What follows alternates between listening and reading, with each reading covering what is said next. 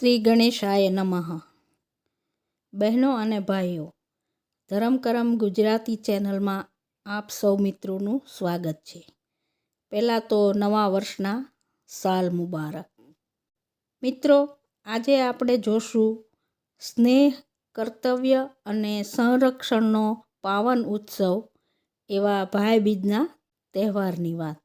સનાતન ધર્મમાં જે દરેક તહેવારો ઉજવાય છે એ દરેક તહેવારો પાછળ કંઈક ને કંઈક હાર્દ, કંઈક ને કંઈક સંદેશો છુપાયેલો છે કે જે આખા સમાજને ખૂબ ઉપયોગી થાય અને પ્રેમ, લાગણી, કરુણા અને ભાવનાથી સમાજ અને પરિવાર જોડાયેલો રહે.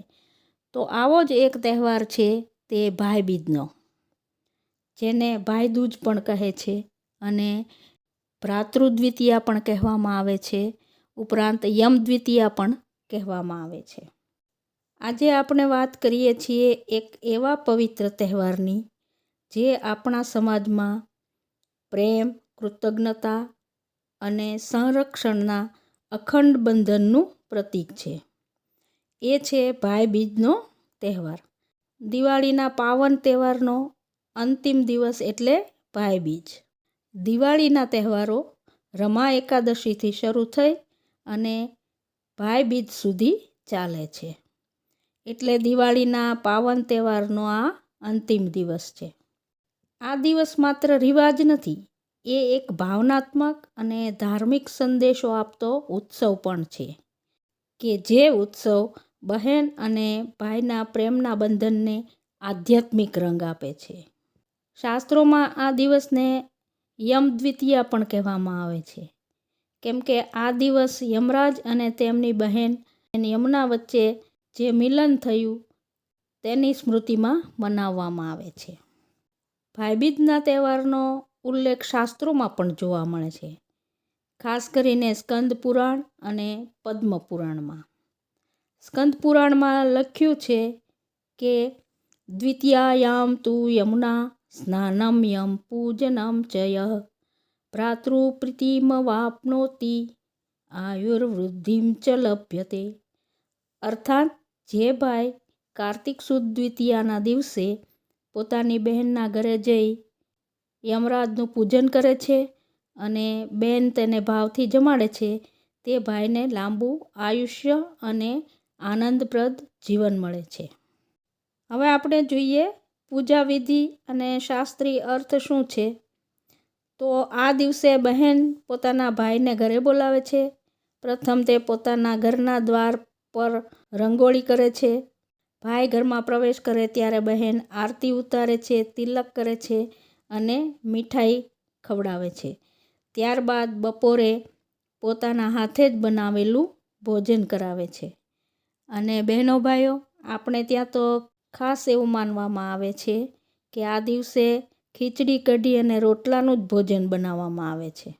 અને ત્યારબાદ ભાઈ છે તે બહેનને ભેટ રૂપે વસ્તુ, નાણાં કે આભૂષણ આપે છે અને આ બધું તેના બેન પ્રત્યેના આભારની લાગણીનું પ્રતીક છે.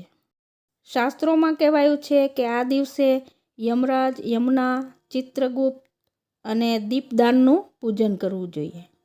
ઘરના મુખ્ય દ્વારે યમદીપક પ્રગટાવવાથી પિતૃદોષ નાશ પામે છે, ઉપરાંત દીર્ઘાયુષ્ય પણ પ્રાપ્ત થાય છે.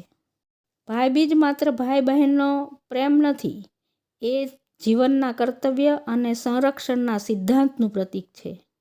ભાઈનું કર્તવ્ય એ છે કે બહેનનું રક્ષણ કરવું, બહેનનું સન્માન જળવાઈ રહે અને બહેનના સુખની ચિંતા કરવી. જ્યારે બહેનનું કર્તવ્ય છે કે ભાઈના આયુષ્ય, આરોગ્ય અને કલ્યાણ માટે પ્રાર્થના કરવી. આ સંદેશ માત્ર કુટુંબ પૂરતો નથી, પરંતુ આખા સમાજ માટે છે.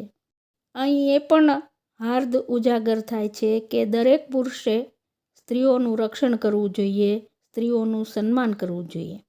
એ આ ભાઈબીજનો સાચો સંદેશ છે. અને દરેક સ્ત્રીઓએ પ્રેમ, કરુણા અને આશીર્વાદથી પરિવારને એકતામાં બાંધવો જોઈએ. એ હાર્દ આ તહેવારનો આત્મા છે. આજના સમયમાં જ્યાં લોકો નોકરી ધંધા માટે દૂર રહે છે, તો તો ઘણી વખત એવું બને છે કે ભાઈ બહેન વર્ષો સુધી મળી શકતા નથી. પરંતુ તહેવારો આપણને યાદ અપાવે છે કે સંબંધો જીવંત રાખવા માટે સમય આપવો ખૂબ જ જરૂરી છે. ભાઈબીજ એ સંબંધોના પુનર્મિલનની તક છે. આ એ દિવસ છે કે જે ભાઈ બહેનના સ્નેહમાં નવી ઉર્જા ભરે છે. અને હા, આ ભાગદોડના સમયમાં જો ભાઈ બહેનના ઘરે જઈ ન શકે, મળી શકે તેમ ન હોય, તો ફોન કોલથી કે વિડીયો કોલથી કે મેસેજથી બેનને મળવું જોઈએ. અને બેને પણ ભાઈ માટે એ જ રીતે પોતે પ્રાર્થના કરવી જોઈએ અને ભાઈને આશીર્વાદ આપવા જોઈએ. ભગવાન શ્રી કૃષ્ણ કહે છે, સ્નેહબંધો હિ મનુષ્યાણામ ધર્મમૂલમ સુખાવહમ. એટલે કે પ્રેમના સંબંધો જ મનુષ્ય જીવનના સુખ અને ધર્મના આધાર છે. આપણે જો ભાઈબીજને ફક્ત ઔપચારિક રીતે નહીં પરંતુ હૃદયપૂર્વક ઉજવીએ તો એ તહેવાર આપણા જીવનમાં પ્રેમ, સમૃદ્ધિ અને શાંતિ પણ લાવે છે. ચાલો હવે આપણે જોઈએ ભાઈબીજની પૂજા વિધિ. તો સવારે વહેલા ઉઠી સ્નાન કરવું અને ઘરને પણ શુદ્ધ કરવું અને રંગોળી કરવી. ત્યારબાદ યમુનાજીનું સ્મરણ કરીને દીપક પ્રગટાવવો અને પ્રાર્થના કરવી, યમુનાનંદિની દેવી યમરાજ સહોદરી પ્રીતિવર્ધયો સ્નેહમ ભ્રાતૃદ્વિત્યાય ભાસ્કરી. યમરાજ અને યમુનાજીનું પૂજન કરવું પણ ખૂબ જરૂરી છે. તો ઘરમાં ઉત્તર દિશા તરફ મુખ રાખી એક થાળમાં યમુના જળ ભરેલો કળશ રાખવો અને યમરાજના પ્રતીક તરીકે લોખંડનો નાનો ટુકડો રાખવો અથવા તો શાળીગ્રામ સ્થાપવા. ધૂપ, દીપ, ફૂલ અને ચોખા અર્પણ કરવાના. પછી નીચેનો મંત્ર બોલવાનો, ઓમ યમાય નમઃ, ઓમ યમુનાય નમઃ, ઓમ ચિત્રગુપ્તાય નમઃ. અને યમરાજને દીપક અર્પણ કરવો, જેને યમદીપદાન કહેવાય છે. એવી માન્યતા છે કે આ દીપદાનથી અકાળ મૃત્યુ ટળે છે. કહેવામાં આવે છે કે સૂર્યદેવના બંને સંતાનો યમરાજ અને યમુના. યમરાજ પોતાના કર્મથી મૃત્યુના દેવ બન્યા અને યમુના નદી સ્વરૂપે ભૂમિ પર વહેવા લાગી. યમુનાજી પોતાના ભાઈને ખૂબ પ્રેમ કરતી અને વારંવાર આમંત્રણ આપતી કે ભાઈ એકવાર મારી પાસે આવો, મારા ઘરે ભોજન કરો. પણ યમરાજ પોતાના કર્તવ્યમાં એટલા બધા વ્યસ્ત રહેતા હતા કે તેઓ કદી યમુનાબેનના ઘરે જઈ શક્યા નહીં. એક દિવસ કે જે કાર્તિક સુદ દ્વિતીયાનો દિવસ હતો, તે દિવસે યમરાજને મનમાં ભાવ ઉઠ્યો કે આજે બહેનના ઘરે જઈ આવું. તેઓ યમલોકથી બહેનના ઘરે આવ્યા. યમુનાજી ખૂબ આનંદિત થઈ ગયા. ભાઈનું ભાવપૂર્વક સ્વાગત કર્યું, ભાઈને સ્નાન કરાવ્યું, તિલક કર્યું અને પોતાના હાથે રસોઈ બનાવી અને ભોજન કરાવ્યું અને પ્રેમભરી રીતે ભાઈની આરતી ઉતારી. આપણા શાસ્ત્રોમાં કહેવાયું છે કે યમરાજ છે તે આનંદથી પ્રસન્ન થઈ ગયા અને પોતાની બહેનને આશીર્વાદ આપ્યો કે જે બહેન આજના દિવસે પોતાના ભાઈને આ રીતે પ્રેમથી તિલક કરશે, આરતી ઉતારશે અને ભોજન કરાવશે, તેમના ભાઈને મારા દ્વારેથી કદી અકાળ મૃત્યુ નહીં મળે. અને તે દિવસથી આ ભાઈબીજનો આરંભ થયો. ભાઈબીજ વિશે બીજી પણ એક માન્યતા પ્રચલિત છે. ભાઈબીજ છે એ સામાન્ય રીતે યમરાજ અને યમુના મહારાણીની કથા પરથી પ્રચલિત છે, પરંતુ કેટલાક પ્રદેશોમાં વૈષ્ણવ પરંપરાઓમાં શ્રી કૃષ્ણ અને સુભદ્રા સાથે જોડાયેલી એક પ્રચલિત કથા પણ જોવા મળે છે. ભગવાન શ્રી કૃષ્ણ અને સુભદ્રાની કથા જોઈએ તો દ્વારિકામાં એક વખત કારતક સુદ દ્વિતીયાનો દિવસ હતો. દ્વારકાધીશ શ્રી કૃષ્ણ તાજેતરમાં જ તે નરકાસુરનો સંહાર કરીને વિજયી બનીને પાછા આવ્યા હતા. એ દિવસે સમગ્ર દ્વારકા આનંદમાં ડૂબી ગઈ હતી. શ્રી કૃષ્ણે હજારો સ્ત્રીઓને એ પાપી નરકાસુરના બંધનમાંથી મુક્ત કરાવી હતી. તેથી સમગ્ર જગતમાં તેમના વિજયની ઉજવણી થઈ રહી હતી.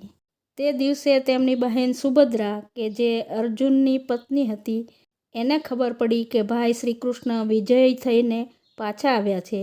તો ત્યારે તે પણ દ્વારકા પહોંચી ગયા અને ભાઈ પરત આવ્યા ત્યારે તેમને તિલક કર્યું અને તેમની આરતી ઉતારી. ત્યારબાદ તેમને બેસાડી અને હૃદયપૂર્વક અને આનંદપૂર્વક ભોજન કરાવ્યું. ત્યારે ભગવાન શ્રી કૃષ્ણએ પ્રેમભર્યું હાસ્ય કરીને બહેનને આશીર્વાદ આપ્યો કે સુભદ્રે, આજનો આ શુભ દિવસ અમર બની રહેશે.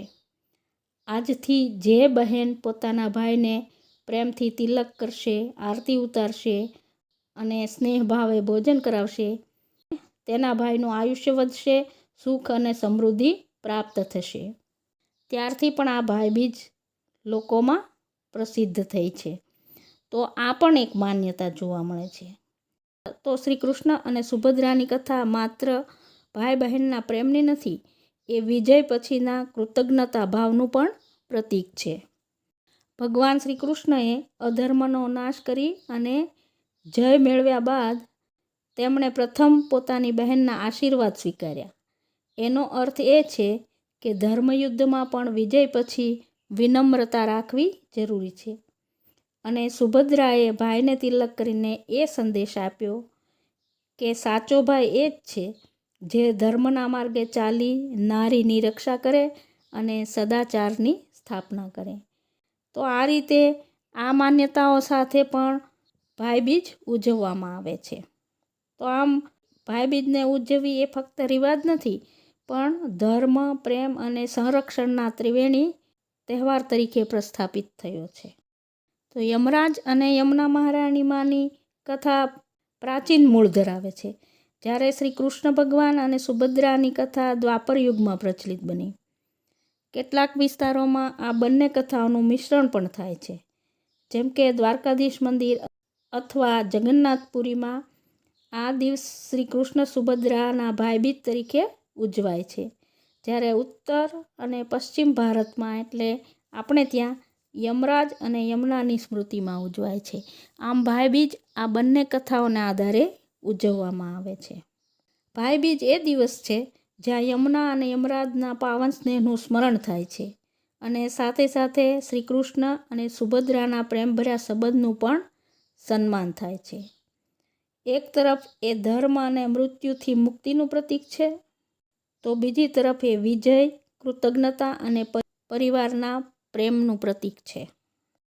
તો ચાલો આપણે આપણી આ કથાને વિરામ આપીએ માતા યમુના મહારાણીની એક પ્રાર્થના સાથે. યમુનાનંદિની દેવી ભ્રાતૃ પ્રાણપ્રદાયિની ભવ દુઃખ વિનાશાય મમ આયુર્વૃદ્ધિ કર.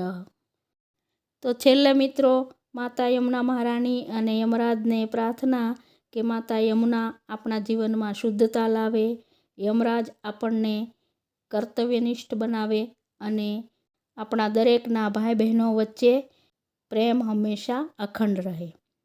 એવી માતા યમુના અને યમરાજને પ્રાર્થના. આ પ્રાર્થના સાથે આપ સૌને ભાઈબીજની હાર્દિક શુભકામનાઓ. જય યમુના મહારાણી. ભાઈઓ અને બહેનો, આશા રાખું છું કે આપને આ વાત ગમી હશે. ગમી હોય તો આપણી આ ચેનલને લાઈક, શેર અને સબસ્ક્રાઈબ કરવાનું ભૂલતા નહીં અને કોમેન્ટ તો જરૂર કરજો. ફરી મળીશું કોઈ બીજી વાત સાથે. ત્યાં સુધી આપ સૌને મારા જય યમુનાજી, જય શ્રી કૃષ્ણ.